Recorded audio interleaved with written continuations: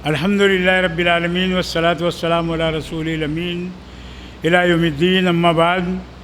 क़ाल अल्लाहु तबारक व तआला फ़िल क़ुरानिल मजीद अऊज़ु बिल्लाहि मिनश शैतानिर रजीम बिस्मिल्लाहिर रहमानिर रहीम अलिफ लाम मीम अहसिबन नास अन युत्रकू अन यक़ूलू आमन्ना व हुम ला युफ्तनून। क़ाल अल्लाहु तआला वला तक़ूलू लिमन युक़्तलु फ़ी सबीलिल्लाहि अमवात बल अहयाउम वलाकिन ला तशऊरून। सदक़ल्लाहुल अज़ीम वल मौलाल करीम। अल्लाह के नाम से जो बेइंतहा मेहरबान और रहम फरमाने वाला है। हाज़रीन मोहतरम, नौजवान दोस्तों, बुज़ुर्गों, हज़रात, उलमाए किराम और अइम्मा हज़रात, बड़ी तफसील से आपने यूसीसी और इसके अलावा मैपिंग से मुताल्लिक़ सारी बातें समाअत फरमाई हैं। अब इस काम को अंजाम तो देना है और ये काम मुफ्ती साहब ने बताया कोई नया नहीं है। चाहे सरकार किसी की भी हो, हर 10-20 साल के अंदर वो इस काम को अंजाम दिलवाती है। लेकिन इस साल सूरत हाल, इस मरतबा सूरत हाल ऐसी है कि जो बैठे हुए हैं इनकी नीयतें अच्छी नहीं हैं। इन्होंने बहुत आजमाया 14 के बाद से। जितना आजमाते जा रहे हैं उतना अल्हम्दुलिल्लाह अहले ईमान में निखार पैदा हो रहा है। और हम देखते हैं कि ये आजमाने में थकते हैं या हम लोग थक जाते हैं। इंशाअल्लाह ये थक जाएंगे। रब्बे कायनात की जानिब से अगर फ़ैसला नहीं हुआ है तो अहले ईमान की इसमें भी जीत होगी। तुम बनाओ कानून, परेशान करने का मंसूबा बनाओ, हमारी कुर्बानियों को नज़रअंदाज करो, हम पर जुल्म सितम करो। हम कुछ बोलने की पोजीशन में नहीं हैं।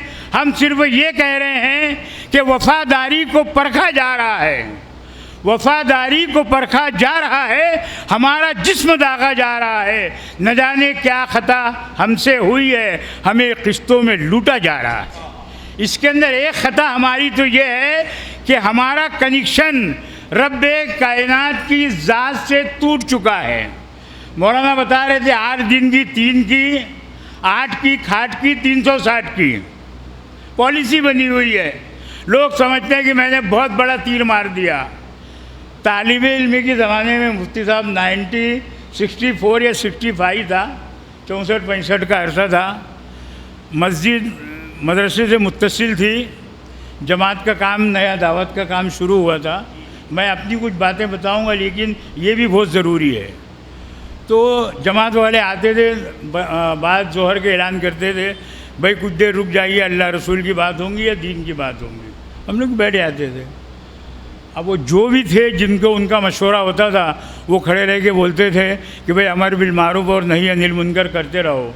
मुबादा वो वक्त आ जाए कि तुम पर जालिम बादशाह मुसल्लत कर दिया जाए और तुम में के नेक लोग दुआएं मांगे मगर तुम्हारी दुआएं कबूल नहीं होंगी।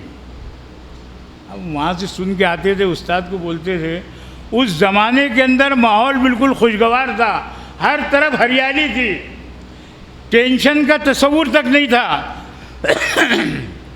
क्या बोल रहे हैं, कुछ समझ में नहीं आ रहा है, कुछ भी बोलते, ये पढ़े लिखे नहीं है।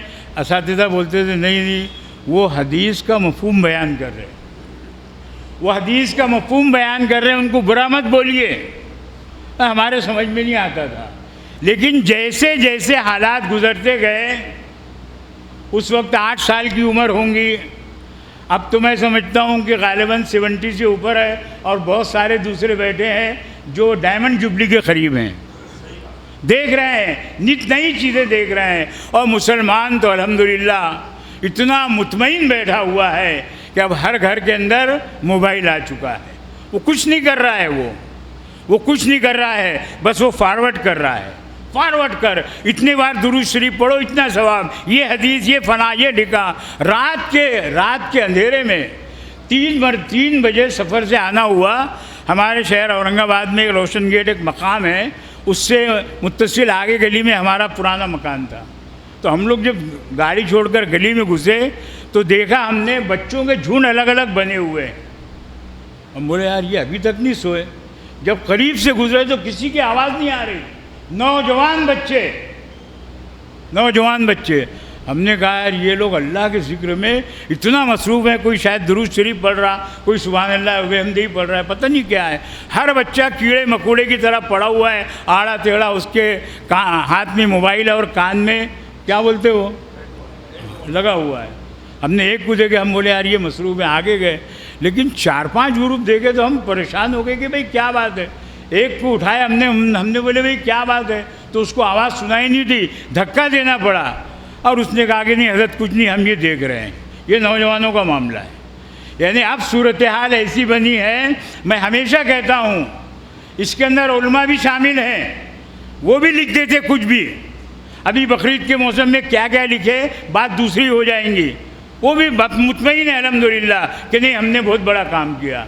बचपन में हम लोग सुनते थे कि भाई नेकी कर कहाँ पर डाल, बोलो ना यार। और अब सूरत हाल ऐसी है, कुछ भी कर व्हाट्सएप पे डाल, कुछ भी कर। अच्छा अल्हम्दुलिल्लाह मैंने बहुत बड़ा काम कर दिया। मेरे भाइयों, दोस्तों, बुज़ुर्गों, इस हालात के हम पर आने में हमारा अपना भी कंट्रीब्यूशन है, वरना इन जरासीम की ये तड़ी पार और ये चौकीदार, इसकी हैसियत क्या है, क्या हैसियत है इनकी। ये जो सूरत हाल इन लोगों ने पैदा कर दी है ना, हमारा तो इस बात पर यकीन है कि तुम बैठ के कुछ भी कानून बनाओ। मैं थोड़ा सा आपकी बात से इत्तेफाक करता हूँ, लेकिन हौसला अफजाई के लिए कर रहा हूँ, ये कह रहा हूँ कि तुम कुछ भी कानून बनाओ, कितना भी परेशान करने की बात बताओ। ये वाक़यात हमारे सामने दोनों हजरात ने अल्लामा का वो शेर पढ़ा, हमारे सामने इन वाक़यात की, आजमाइश की, मुसीबतों की, परेशानियों की। अम हसिबतुम अन तदखुलुल जन्ना वलम्मा यातिकुम मसलुल लज़ीना खलौ मिन क़ब्लिकुम मस्सतहुमुल बासा वज़्ज़र्रा वज़ुल्ज़िलू हत्ता यक़ूल रसूल वल्लज़ीना आमनू माअहू मता नस्रुल्लाह अला इन्ना नस्रुल्लाह करीब। ये हालात हमारे लिए कोई नए नहीं हैं और हम हर वक्त इन्हीं वे तुमसे मुकाबला करने के लिए तैयार हैं। तुम बैठ के स्कीम बनाओ कि मोहम्मद वालों को, अल्लाह वालों को, कुरान वालों को, हदीस वालों को, मक्के वालों को, मदीने वालों को तुम सताओगे। मेरा रब क्या चाहता है, मेरा रब क्या चाहता है। अब वो बच्चे भी हमारे साथ नुमाइंदा काउंसिल के और कुल जमाती तंजीम के हैं, वफादार आते रहते हैं। 65-64 में जो जंग हुई थी हमारी और पड़ोसी मुल्क की, वो कान में आवाज़ गूंज रही है अभी भी। लोग कहते थे भाई क्या होगा, तो कहा अल्लाह क्या चाहता है। आज के इन हालात में जो तरीक़ा आपको बताया गया है फॉर्म भरने का, मैपिंग हम लोगों ने अपने बच्चों की करवा ली है, जो गैर सरकारी थी, अभी हमारे पास मौजूद है, आप देख सकते हैं। अब जो आ रही है ये बड़ी डेंजर है और ये एक तरफ ये कहा जा सकता है कि ये जो मैपिंग है और ये जो फॉर्म भरवा के हमसे लिया जा रहा है, गोया एक तरीके से गैर महसूस तरीके से हमको एनआरसी और एनआरपी के अंदर धकेला जा रहा है। अगर ख्वाब गफलत में पड़े रहे, हमने होश के नाखून नहीं लिए, खुदा न करे कि हमारे नाम वोटर लिस्ट से कट जाएं और उसके बाद हम कफ़े अफसोस मलते रहेंगे, कोई काम बनने वाला नहीं है। अभी उलमाए किराम ने पार्टिसिपेट किया, मुल्की सतह पर उलमाए किराम आगे आए हैं, अइम्मा हजरात आगे आए हैं, बग़ैर किसी खौफ के, बग़ैर किसी डर के कि मैं क्या बोल रहा हूँ, मेरी आवाज़ रिकॉर्ड हो रही है, नोट हो रहा है, मेरे ख़िलाफ़ कुछ बनाया जा सकता है। मेरे जैसा तो ये कह सकता है कि बहुत दिनों से कोई केस भी नहीं हुआ और अंदर का मज़ा भी नहीं आया, हमारी ज़बान तरस रही है, हम अंदर का जायका लेना चाहते हैं, अब मुनाफे में जी रहे हैं। अगर वो भी मरला है तो अल्हम्दुलिल्लाह उसके लिए भी हम तैयार हैं, मगर हमारी ज़बान तुम्हारे ख़िलाफ़ बोलने के लिए रुकने वाली नहीं है। हम किसी चीज़ से ना पहले खौफज़दा थे, ना आज हैं और ना इंशाअल्लाह आगे रहेंगे। बोलिए इंशाअल्लाह, अल्लाहु अकबर। हम खौफज़दा नहीं हैं। कानून जो है, कानून की पासदारी मज़हब सिखाता है। तुम्हारा डर और खौफ नहीं है तुम क्या चाह रहे हो, मेरा रब क्या चाह रहा है। हम इस देश में रहते हैं, इस देश में रहते हुए जिस तरीके के कानून लाओगे उस तरीके के कानून की पासदारी करेंगे, उस तरीके के कानून को मानेंगे और उस तरीके के कानून पर हम अमल करेंगे, उसकी हम मुखालिफत नहीं करेंगे। हम कानून मानने वाले हैं। हमारे साथ बहुत हुआ, मॉब लिंचिंग हुई, हो रही है। कोई हुर्फ़ गलत की तरह एक लफ्ज़ बोलने के लिए तैयार नहीं है। और इनके लिए तो क्या कहा जाए, क्या इनके कानों में वो शीशे पिघला के डाल दिए गए हैं या इनकी आंखें फूट चुकी है, ना कुछ सुनाई दे रहा है ना दिखाई दे रहा है। खाने पर पाबंदी, नमाज पर पाबंदी, मस्जिदों पर पाबंदी, मदारिस पर पाबंदी, मदारिस पर बुलडोज़र, मसाजिद जो रिकॉर्ड पर है उस पर बुलडोज़र। वो दरगाहें, वो बुजुर्गान दीन जो हमारे लिए अजीम हैं, उनकी दरगाहों को भी बुलडोज़र से ख़त्म किया जा रहा है। कब्रिस्तानों का मामला ये है कि हमारी जो औक़ाफ़ की प्रॉपर्टियाँ हैं, मौलाना ने बहुत सारी बातें बताई। एक चीज़ शायद रह गई थी कि इसके पहले उम्मीद पोर्टल के उन्वान से, उम्मीद पोर्टल के उन्वान से पूरे मुल्क में हम लोगों ने रात दिन एक किया, उलमाए किराम के वफूद बने। मैं अपने ज़िले औरंगाबाद की बात बता रहा हूँ कि हर बड़े मकाम पर जा कर के हर मकतबे फ़िक्र के उलमा इसमें शरीक रहे और आज भी कुल जमाती में और नुमाइंदा कौंसिल के अंदर ये सारे लोग मौजूद हैं। अब उसकी तफसीलात बताने का मौका नहीं है। हम में वो इख्तिलाफ ख़त्म हो गया, ना कोई देवबंदी, ना कोई बरेलवी, ना कोई अहले हदीस। ये सारे के सारे एक कलमे की बुनियाद पर एक हैं। यहाँ पर हम मस्जिद में बैठे हैं, कोई हादसा हो रहा है, एक्सीडेंट हुआ, बाहर निकले, किसी से पूछे क्या हुआ, बोले हादसा हुआ, एक्सीडेंट हुआ। तो बोले कौन था वो, क्या बोलते हैं, ज़ख्मी हुआ कौन था, अपने वाला था क्या, तो बोले नहीं, अरे जान दो, बोले होता कि नहीं होता। और बोले नहीं अपने वाला था, तो खुशी होती क्या, अपने को खुशी होती क्या, तकलीफ़ होती क्या। अरे यार, फ़लस्तीन में बच्चे, बहनें, बेटियां, बुज़ुर्ग, नौजवान, हमने देखा नहीं, हमको तकलीफ़ हो रही है।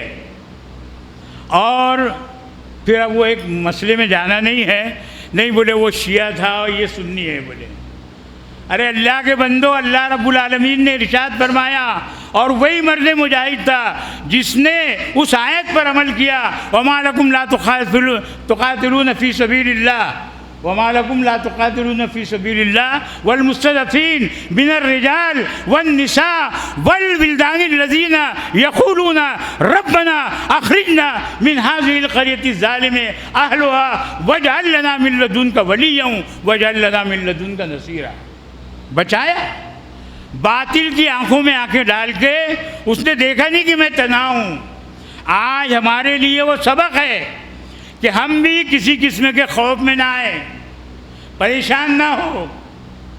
ज़िंदगी हमको मिली है, बहुत लंबी उम्र हमने लाए नहीं, सबकी अजान हो गई, इक़ामत हो गई। अब इमाम साहब ने कौन सी तकबीर पढ़ना है, तकबीर है, बोलिए ना। मैं भी महाराष्ट्र का, औरंगाबाद का हूँ यार, कोई दूसरे उड़ीसा का, बिहार का नहीं हूँ। तकबीर तहरीमा पढ़ना है, अल्लाह अकबर बोल के नियत बांधना है। आज इमाम के पीछे नहीं आ रहे, कल सामने आना पड़ेगा।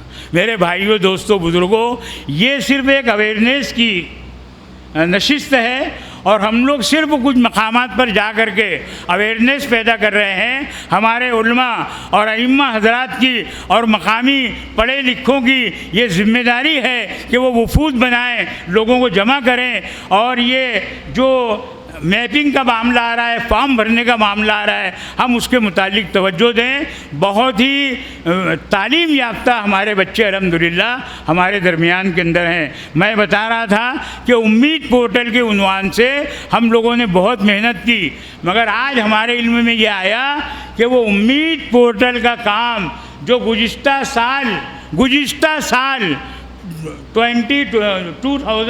2025 के अंदर हम लोगों ने बंद कर दिया, वो अभी भी अधूरा पड़ा हुआ है और उसको मुकम्मल करने की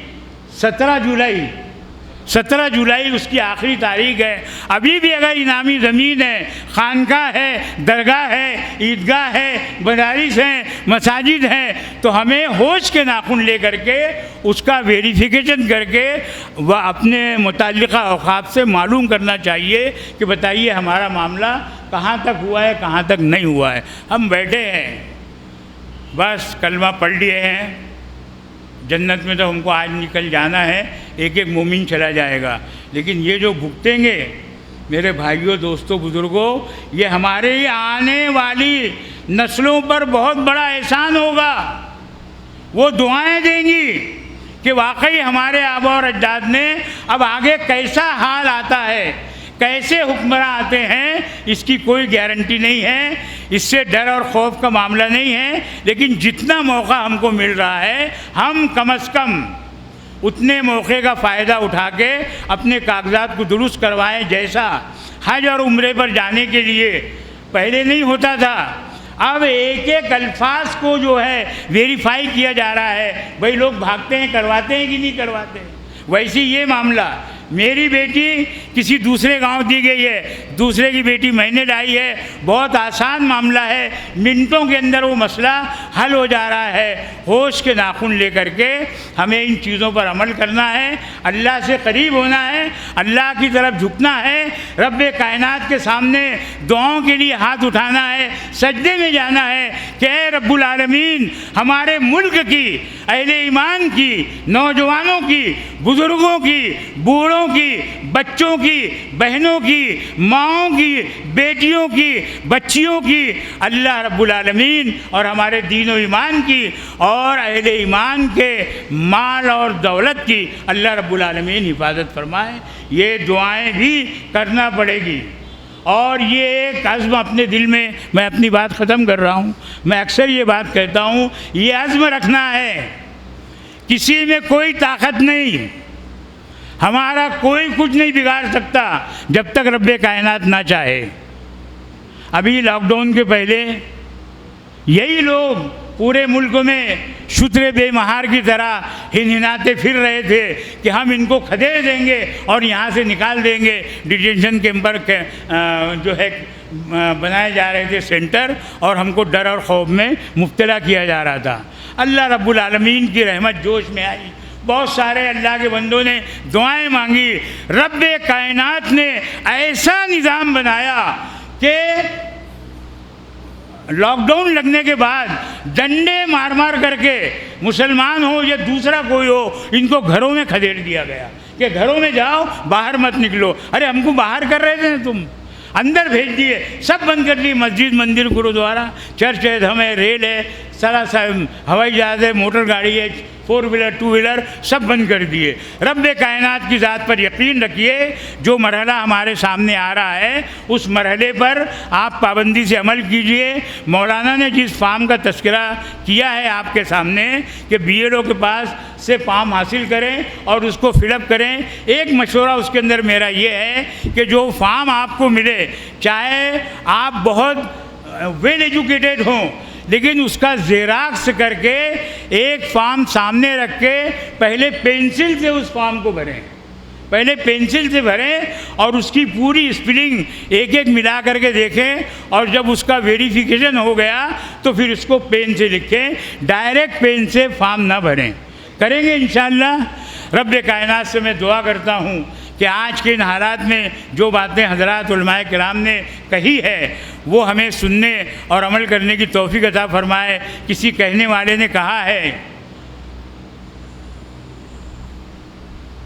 फलक को ज़िद है, वही शेर बता रहा हूँ, फलक को ज़िद है जहाँ बिजलियाँ गिराने की, ये बिजलियाँ गिरा रहे हैं, फलक को ज़िद है जहाँ बिजलियाँ गिराने की, हमें भी ज़िद है वहीं आशियाँ बनाने की। इंशाअल्लाह हम इसके ऊपर अमल करते रहेंगे। अल्लाह ताला से दुआ है कि अल्लाह रब्बुल आलमीन मुझे आपको अमल करने की तौफीक अता फरमाए। आप जब तक बैठे दुआ होंगी, थोड़ा बैठ जाइए, दुरूद शरीफ होगा और अपनी महफिल को अधूरी मत छोड़िए। रब्बे कायनात जिसकी बेहतरीन जज़ा देगा, मुफ्ती साहब से दरख्वास्त है कि वो दुआ फरमा लें।